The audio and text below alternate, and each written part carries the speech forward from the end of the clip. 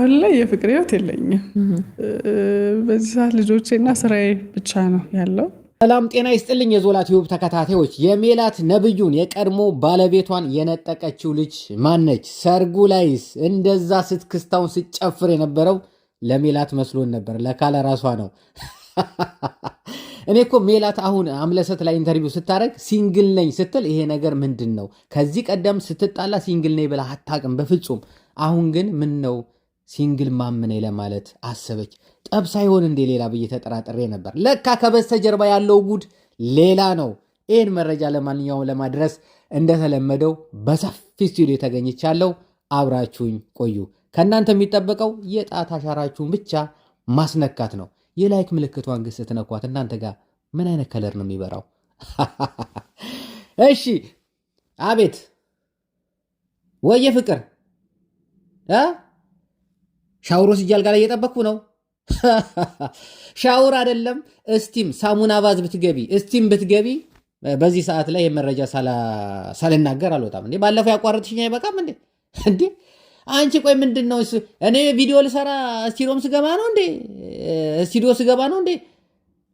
ፍቅር ሻውሮ ሲጃል ጋር ላይ ምናምን ከእንግዲህ ወዲያ ብትናገሪ ብትነፍሽ ራሱ ድምፅሽን ነው እዚህ ጋር ማስገባው።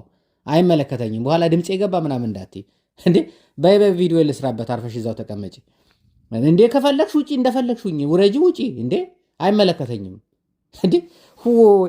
እንዴት ነው የማወራው? እንዴት ነው የምፈተፍተው? ይሄንን ጮማ ወሬ እንዴት ነው ለሰፊው ህብረተሰብ ማደርሰው ብዬ ስቱዲዮ ይገባለሁ እንዴ? ገና ገመግባቴ እንዴ። ባለፈው የቲክቶክ ቪዲዮ ልሰራ ስል ገና ስጀምር ሄሎ ምናምን ቲክቶከሮች ምናምን ስል ፍቅር አልጋ ላይ ነኝ፣ አቋረጥኩላት።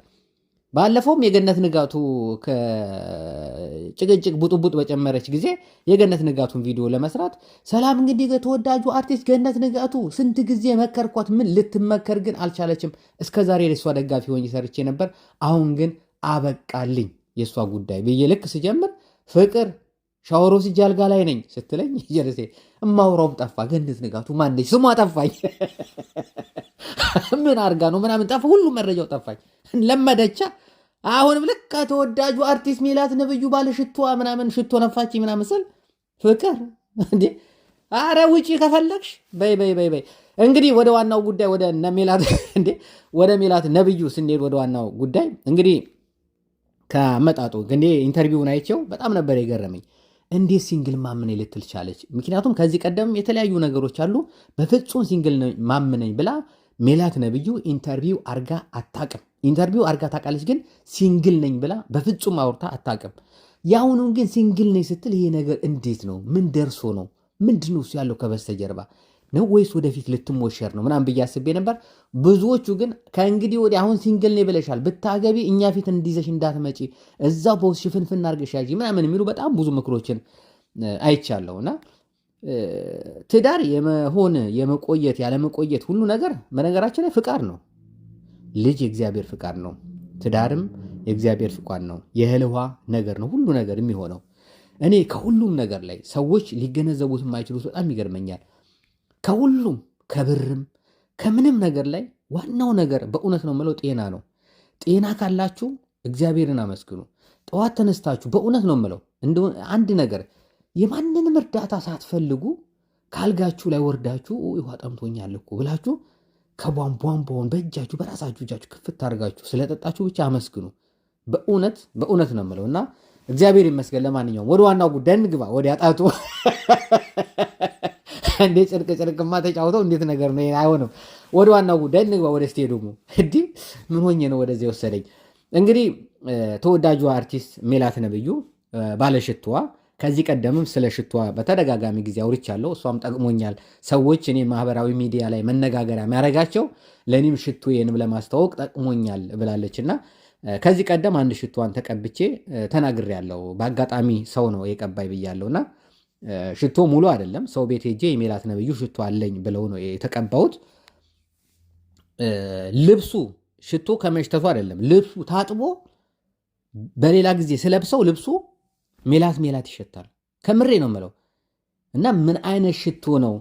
እንደውም ማስታወቂያ ስሰራ እባክሽ ሜላትዬ አንድ ሽቶ እንኳን እባክሽ ላኪልኝ እባክሽ ብዬ ነበር። ምንም ግን ሊደርሰኝ አልቻለም። እፈልጋለሁ አገር ቤትም ያለ ሰው ምንም ሰው ናሱ በቃ ከፍላለሁ፣ የሚከፈለውን ያህል ብር ከፍላለሁ። ይሄንን ሽቶ በምንም ያህል ብር ብከፍል አይቆጨኝም። ታጥቦ ልብሱ እኔ እንግዲህ አይዶን አንዳንድ ነጋዴዎች ሲቆዩ ያን ጥራታቸውን ምናምን ይተዋሉ ይባላል እና ሜላት ግን ያን ታደርጋለች ብዬ አላስብም። ግን ሽቶውን ግን እንደምንም አፈላልጌ እጅ አስገባዋለሁ። እባክሽ ሜላት ግን ምናልባት ወዲሽ ልብሽ ራርቶ ይሄ ልጅ በተደጋጋሚ ሽቶን አስተዋውቃል ብሎ ልብሽ ራርቶ እንትን ካልሽ ግን ይኸው በዚህ ዋትስአፕ ላይ ዞላ አድራሻ አላክልኝ ሽቶ ልላክልህ ካልሽኝ እኔ አድራሻዬን እልክልሻለሁ።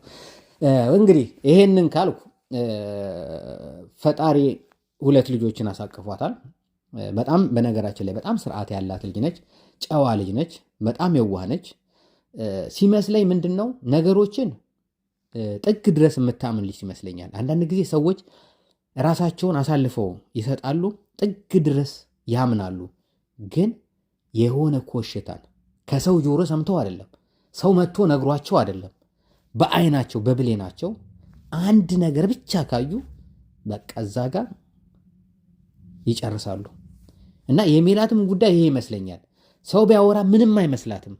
ሰውም እንትን እንደዚህ ያደርጉ ምናምን ቢሏት ምንም አይመስላትም። ጆሮም አትሰጥም። ዝም ብላችሁ አታውሩ ምናምን እንደዚህ አያረግም ነው የምትለው። አብሯት ያለን ወንድ በአይኗ ካየች ግን ማለፍ አችልም። ብዙዎቹ በጣም ብዙ ይቅርታ አይተናል። አሁን እንኳን ባለፈው ሰይፉ ፋንታውን ላይ የቀረበችው ልጅ አይታችኋታል። ስታረግዝ ጥሏት ሄደ። አረገዝኩ ስትለው ጥሏት ሄደ።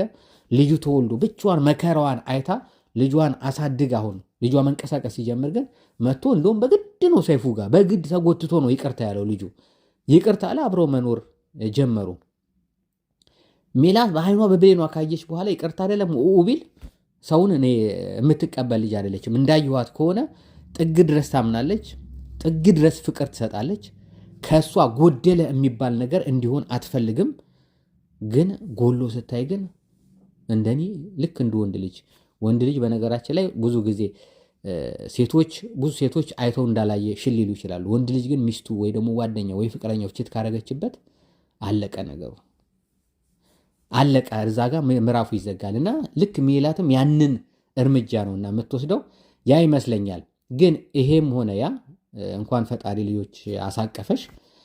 አሁንም ጎረምሳውን ብለው ወጣቱ አሁን እንግዲህ የተሞሸረችበት ያኛው ሆዲፍቼ ይዛኛው በነገራችን ላይ በተደጋጋሚ ጊዜ እኔ እንደውም እሷ አመለስለት ላይ ስለሱ ስታወራ በጣም ነው የገረመኝ። እኔ እንኳን እስከዛሬ በሰራኋቸው ቪዲዮ ላይ ያለፈ የእሷ ታሪክ ስለሆነ ያለፈ ነው ብዬ አንድ ቀን ስሙን ጠርቼ ስለሜላት በሰራሁት ላይ ያኛው ስም አይጠሪውን ስሙን ጠርቼው አላቅም እና አውርቼም አላቅም። ያለፈ ታሪክ ስለሆነ የእሷንም ልብ አልቆሰቁስም ምናምን ብዬ።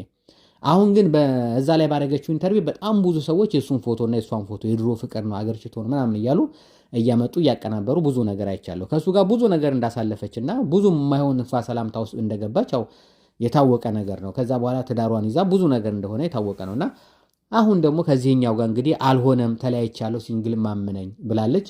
ግን አብሮ ግን አሁን ደግሞ የሱ ፎቶ ሲወጣ እችን ስትናገር የሱ ፎቶ ሲወጣ ደግሞ ከሚታወቅ ሰው ጋር ነው የወጣው። እቺ ከሱ ጋር አብራ የነበረችው ልጅ እነሱ ሰርግ ዕለት ስጨፍር የነበረች ልጅ ነች። እቺ ልጅ እኮ ጭንቅላት የተቆጣጠረችኝ አልጋ ላይ ነኝ ምናምን ብላ ወርዳ ይሆን እንዴ? ፍቅር አልጋ ላይ ነሽ እንዴ? አሁንም ልወርድ ነው። አረ ቆይ እንዳትወርጂ እንዴ! ባይወራስ ቢቀር እንዴ ምን አገባኝ እኔ ስለሰው ትዳር። መጣው ነው እንዳትወርጂ እንዴ! እንዳትወርጂ ቀልድ ነው እንዴ?